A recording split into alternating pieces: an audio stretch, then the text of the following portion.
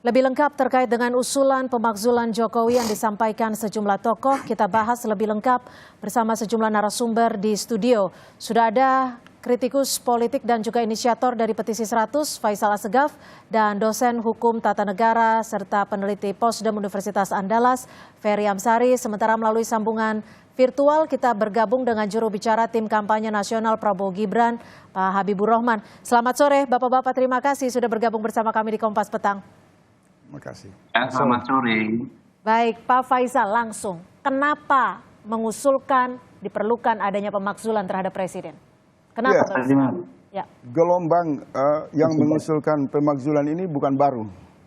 Tapi ini satu akumulasi yang terus-menerus terjadi sejak bulan Juni tahun 2023. Dan kemudian pada tanggal 7 Desember, kawan-kawan petisi 100 itu sudah menemui pimpinan, mendatangi DPR dan MPR menyampaikan surat resmi. Surat resmi ke DPR? DPR dan MPR. Okay. Ada 10 alasan mereka di sana terkait dengan masalah KPK yang dianggap intervensi kekuasaan Jokowi. Kemudian masalah-masalah perampokan sumber kekayaan alam, kekacauan hukum. Terus yang paling puncaknya adalah ketika Presiden Jokowi mengumumkan secara terbuka di ruang publik akan melakukan praktek politik cawe-cawe yang kemudian menimbulkan goncangan besar karena tersirat di sana Presiden ingin melakukan intervensi terhadap pemilu 2024. Nah, jadi pemakzulan ini bukan sesuatu yang baru.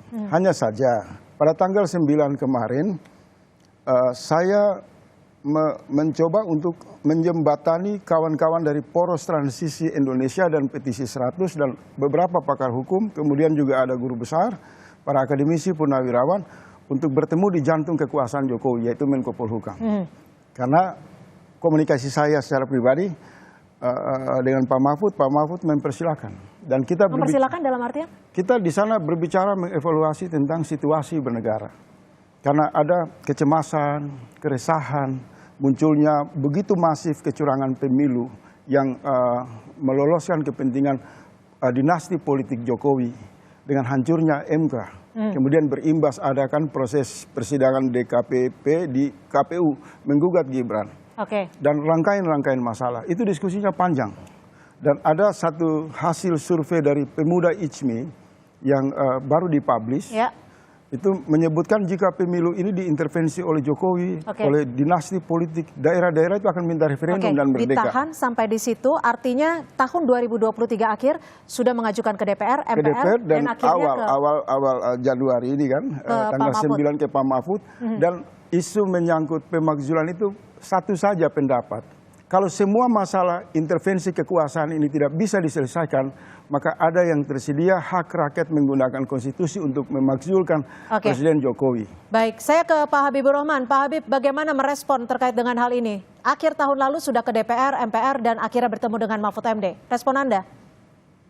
Bukan hanya ini, sebelumnya Saudara Masinton juga kan terkait soal tuduhan intervensi dan lain sebagainya terhadap MK misalnya. Masinton pernah menyampaikan adanya usulan hak angket ya DPR ya. Kita nggak tahu, setahu saya yang tanda tangan baru Pak Masinton sendiri ya. Begitu juga yang di DPR, kita nggak tahu prosesnya, tapi setahu saya mayoritas anggota DPR tidak dalam pemahaman yang sama seperti disampaikan oleh Saudara Faisal ini ya. Itu mungkin Saudara Faisal bisa tanyakan lagi ke DPR seperti apa. Tapi kalau lihat prosedurnya nanti, menurut saya sebagian besar ya, saya sudah cek ke teman-teman berbagai fraksi, jauh sekali dari yang namanya situasi memungkinkan terjadinya pemakzulan terhadap Pak Jokowi. Tapi kalau Pak Faisal menyebut bahwa akhir tahun lalu sudah ke DPR, MPR, dan akhirnya ke Pak Mahfud MD. Dan juga menyebut bahwa ini adalah kekuatan rakyat, seperti itu. Yeah. Bagaimana Anda menanggapi hal ini? Karena menurut Pak Faisal sendiri adalah gongnya ketika Presiden Jokowi menyatakan akan cawe-cawe. Ya, kalau kita bicara soal konstitusi, ya pemenuhan unsur-unsur pemakzulan, tentu kita bicara hukum dalam konteks faktual, ya. Namanya komunikasi itu kan ada teks dan konteks. Teksnya seperti apa, konteksnya seperti apa. Tetapi kebijakan atau perilaku atau perbuatan seorang kepala negara itu dinilai dari kebijakannya seperti apa. Misalnya kalau di Undang-Undang Pemilu itu kan parameternya pasal 547 ya. Kemudian di konstitusi juga ada parameternya pasal 7A. Dicek saja apakah terpenuhi atau tidak. Tidak bisa juga sekedar klaim. Oke. Pak Faisal punya pendapat, banyak juga yang punya pendapat sebaliknya. Kan nggak bisa saling memaksakan, karena itu prosedurnya silahkan dikedepankan, ya. Mau mengajukan angket silahkan, toh nggak berjalan. Jelas-jelas Pak Masinton sampai saat ini setahu saya baru beliau sendiri yang menandatanganinya. Oke, itu lain hal ya. Meyakinkan satu orang pun bukan ada relevansinya karena isunya sama, gitu loh. Begitu juga soal pemakzulan ini, ya dicek saja. Misalnya kan bisa melalui pintu masuk fraksi-fraksi yang berseberangan dengan partai yang mengusung anaknya Pak Jokowi misalnya. Dikomunikasikan saja. Kami menunggu seperti apa. Gitu. Oke, Mas Ferry, kalau tadi Pak Faisal menyebut ada beberapa faktor yang membuat petisi 100 mengajukan usulan pemakzulan. Kalau dari Anda, menurut Anda apa sih narasi ini, kenapa muncul saat ini? Ya, pertama mungkin publik juga merasa ada banyak faktor ya yang katakanlah tidak adil. Pernyataan Presiden yang dicontohkan beliau soal cawe-cawe itu kan melukai perasaan soal demokrasi. Nah, apakah di konstitusi menyediakan ruang untuk itu? Bagi saya menyediakan. Pasal-pasal konstitusi soal impeachment ya, impeachment itu menggugat sebenarnya, belum sampai ke pemakzulan. Menggugat presiden karena melanggar hukum dan atau tidak terpenuhi lagi syarat menjadi presiden kan banyak kriterianya. Ya. Untuk melanggar hukum ada 5. Kalau presiden diduga melakukan suap, korupsi, pengkhianatan terhadap negara, tindak pidana berat lainnya, dan melakukan perbuatan tercela, misdemeanor.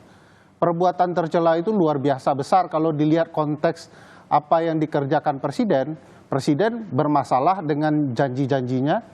Dulu pernah menyampaikan ke depan publik bahwa anaknya tidak akan terlibat dalam urusan politik, faktanya terlibat, bahkan menjadi calon wakil presiden sekarang. Dulu menjanjikan 9 hal, apakah itu bisa dibuktikan atau tidak, itu bisa menjadi alat.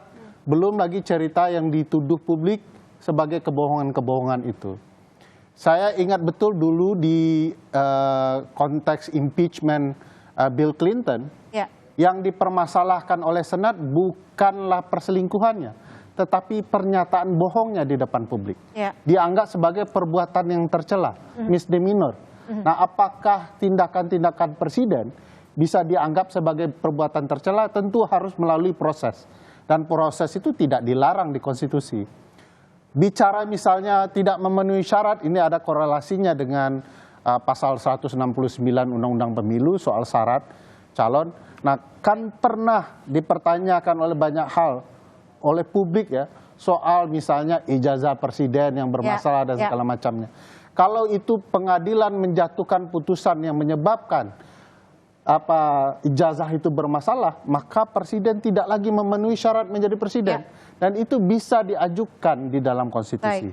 Pasal 7A, 7B itu panjang ceritanya, tidak bisa dibaca setengah-setengah. Jadi menurut saya sepanjang konstitusi bilang boleh, sah, ya boleh dilakukan. Ini bukan kudeta, jadi ini pasal yang diperbolehkan oleh konstitusi. Ketika ada entry point ya? Yes. Apakah tercela menjadi bagian dari entry point?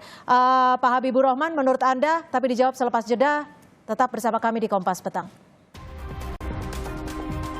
Usulan pemakzulan mencuat saat ini, tapi juga dibutuhkan kewenangan DPR, MK, dan juga MPR. Artinya ini prosesnya akan panjang sekali. Mas Ferry, kalau dilihat prosesnya begitu panjang, lalu kalau dilihat dari realitas secara kenegaraannya bagaimana? Ya, prosesnya cukup melibatkan banyak lembaga. Soal panjang tidak panjang itu tergantung political will 3 lembaga. DPR, Mahkamah Konstitusi, dan MPR. Dia bisa ribet, panjang, lama, jika memang political will-nya berbeda dalam perspektif yang mengajukan. Tapi dia akan bisa cepat kalau kemudian political will-nya sama. Antara yang diusulkan DPR, disidang di Mahkamah Konstitusi, dan kepentingan akhirnya di MPR. Nah, saya melihat ya bisa saja dalam waktu 8 bulan ke depan ini akan terjadi karena konstitusi pasal 7A 7B itu tidak memberikan patokan waktu. Jadi karena dia sudah dekat, masa jabatannya tidak boleh diajukan, tidak ada itu. Jadi sepanjang presiden oleh masyarakat melalui DPR dianggap melakukan pelanggaran hukum dan tidak memenuhi syarat, dia dapat diajukan pemberhentian di tengah jalan. Baik. Dan bagi saya banyak ya cawe-cawe tadi, kalau kita ingat ya Presiden Nixon itu cawe-cawe menjelang pemilu. Artinya bisa masuk dari situ entry point-nya? Ya, entry point-nya bisa. Soal perbuatan tercela itu besar sekali itu.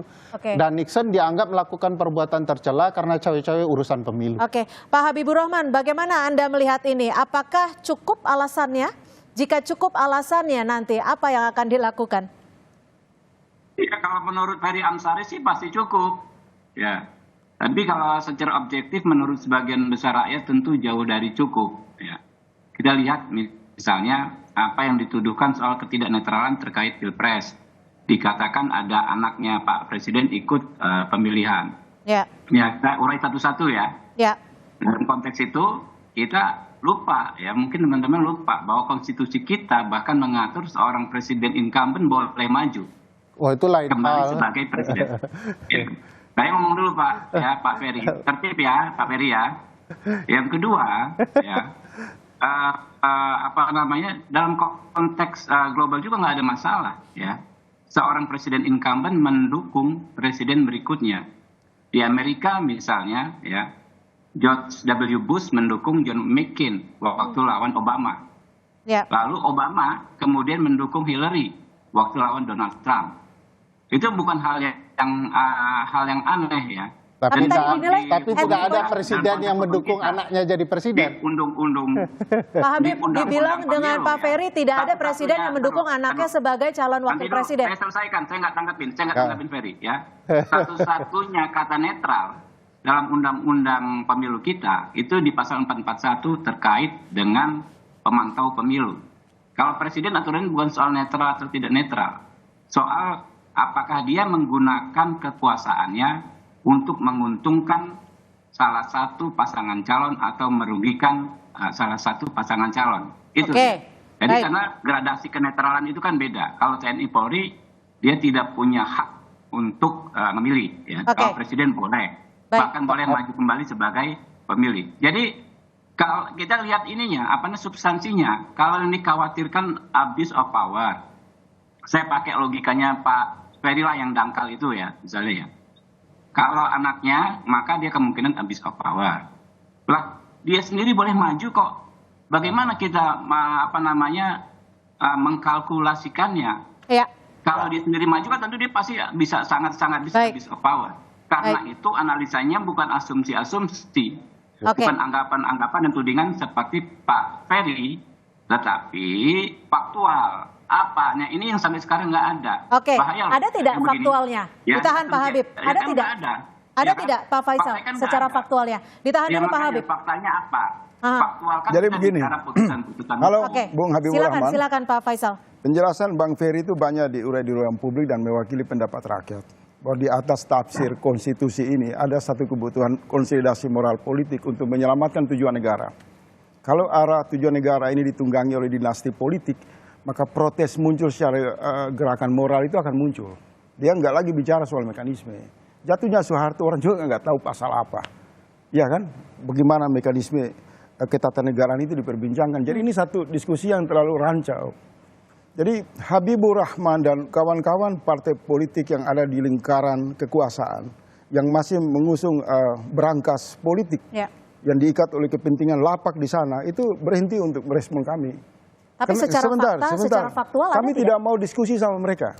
Mereka ini orang yang kehilangan moral, sudah hancur, hari-hari gendong putra presiden. Jadi kehilangan moral bagaimana Pak Habib? Jadi tidak punya akal sehat, tidak punya moralitas, dan semua pendapat mereka itu rakyat tolak. Kami tidak mau berbincang dengan mereka, pengusung berangkas politik. Yang kami bicara ada satu peluang konsolidasi untuk menyelamatkan negara yang dibuka oleh Menko Polhukam. Satgas anti pemilu curang. Itu kan fokus perbincangan rakyat hari ini. Oke. Karena semua lembaga negara pengawasan, partai politik lebih khusus di lingkaran kekuasaan ini udah ambruk moralnya. Baik, ditahan. Maka sebentar, maka yang tersisa instrumen di Menko Polhukam ini kemudian digunakan oleh rakyat untuk mengkonsolidasikan hak-hak mereka di dalam bernegara. Pertanyaan, apakah rekomendasi Menko Polhukam kalau ditemukan kejahatan cawe-cawe ini melanggar dan merusak demokrasi itu tidak bisa dipakai oleh DPR? Oke. Proses ini yang lagi kami tunggu.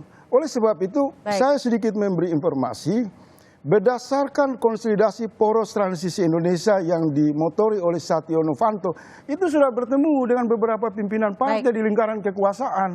Dan mereka memberi sinyal mendukung pemakzulan apabila PDIP dan kelompok-kelompok oposisi terus bergerak. Oke, silakan. Saya mau mengurai. Jadi gerakannya udah terlalu maju, bukan lagi perbincangan teoritis. Silakan, Saya mau mengurai kondisi faktual berdasarkan pandangan Pak Habibur Rahman yang tidak dangkal, tapi sampai ke langit yang ketujuh itu ya.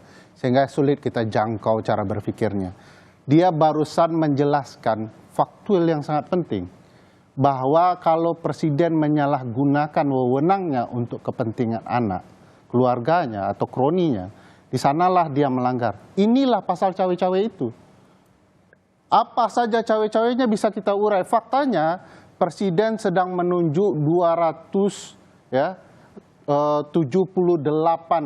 kepala daerah ya, yang kemudian akan mengkoordinasi kepentingan politik anaknya. Presiden bahkan mengundang kepala desa untuk kemudian menunjukkan sikap keberpihakannya. Anaknya bertemu kepala-kepala desa itu untuk mendukungnya. Jadi presiden sebenarnya kalau mau dilihat menyalahgunakan wewenang untuk kepentingan kandidat tertentu, sudah banyak buktinya. Tinggal keberanian partai politik yang nanggung dalam berbagai hal. Dia tahu presiden punya masalah, tapi dia hendak berdiri dalam banyak kaki di partai politik kita.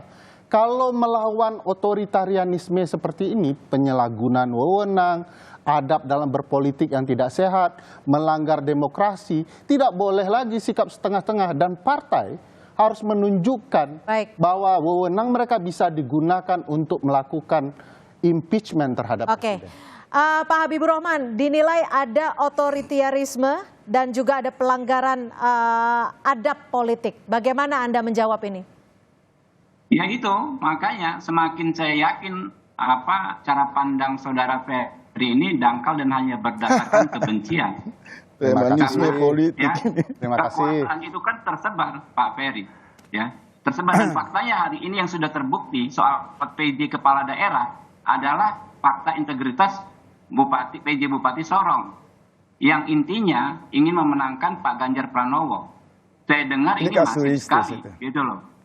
Ya, bukan masih kasuistik ini. ya. Kemudian banyak sekali soal kepala desa, Pak Ferry. Ya. Tapi saya mau tanya Habibur Rahman, boleh nggak nih? Silakan. Saya boleh tanya, Bang. Sebentar. Sebentar. Bang Habibur Rahman, halo. Halo Bang Habibur Rahman. Diambil dari tenaga pendamping desa. Halo. Oke, itu di Pak bawah Habib. Kemendes yang ada, Kemendes itu kan kementerian yang kementerian berafiliasi ke paslon 1. Oke, Pak Habib. Begitu juga Pak Habib, waktu kita sangat singkat sekali. Anda tidak Sepertinya ada bicara pertanyaan presiden yang menggantung dari mengumpulkan Pak Faisal. Saya mau tanya satu pertanyaan, Bung Habibur Rahman. Bung Habibur Rahman. Banyak sekali sosialisasi Direktorat Bina Penempatan Tenaga Kerja di bawah Kementerian. Oke, Pak Habib Terjatuhkan ditahan itu. dulu karena waktu kita sangat singkat sekali. Pak Faisal ada pertanyaan yang sangat menggantung. Silakan Pak Faisal untuk bertanya dengan Bung Habib. Saudara Ferry, yang mau dipertanyakan itu presiden. Presiden di pasal 7A. Presiden mengumpulkan 3 kali lebih kepala desa. Anda bicara dalam kasus yang lain. Bagaimana? Katanya pikirannya tidak dangkal. Tetapi cara menjelaskan Pak Habib, Anda disebut berbicara dalam kasus lain. Saat ini Pak Faisal ingin bertanya sesuatu. Bukan kasus lain. Itulah kasus lain. Konteksnya kita bicara apakah mungkin presiden di-impeach. Saya menjelaskan banyak sekali pertemuan-pertemuan istana dengan kepala desa. Oke, ditahan Pak Habib. Silakan Pak Faisal. Terakhir ya, pertanyaan dari Pak Faisal yang langsung akan dijawab oleh Pak Habib. Silakan Pak Faisal. santai saja soal pemakzulan ini. Ini premanisme politik dalam cara berkomunikasi di ruang publik. Pendapat Habibur Rahman itu harus dikonfirmasi dulu, apakah pendapat pribadi atau partai politik. Otoritas itu perlu untuk kita dengar. Kalau dia pendapat pribadi nggak penting. Ya kan? Kedua, saya mau bocorkan kepada Habibur Rahman, lebih dari 50% di internal Gerindra, dan silakan lakukan survei, itu mereka mendukung pemakzulan. Baik. Silakan saya tantang itu. Kenapa? Karena mereka sadar, mereka bersama-sama rakyat membangun partai, tidak mau partai dikuasai oleh dinasti politik. Dan lebih khusus 5 orang, Jokowi, Iriana, Gibran, Kaisang.